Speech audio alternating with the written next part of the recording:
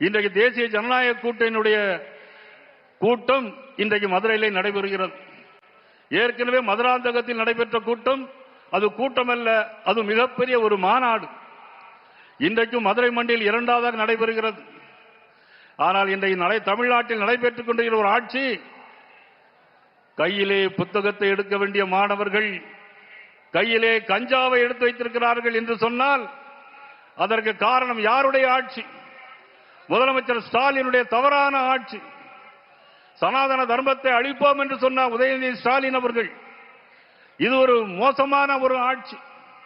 2 வயது சிறுமி முதல் 70 வயது பெண்கள் வரையிலும் இன்றைக்கு பாலியல் வன்கொடுமைகள், இந்த அவலங்கள் எல்லாம் நடைபெறுவது யாருடைய ஆட்சியில்? மதிப்புக்குரிய மு க ஸ்டாலின் அவருடைய ஆட்சி. மதிப்புக்குரிய துணை முதலமைச்சர் உதயநிதி ஸ்டாலினை முதலமைச்சராக்க வேண்டும் என்பதற்காக ஒரு ஆட்சி நடைபெறுகிறது. அதற்கான தேர்தல் தான் இந்த தேர்தல். இது தர்மத்திற்கும் அதர்மத்திற்குமான தேர்தல். இதில் தர்மம் வெல்ல வேண்டும்.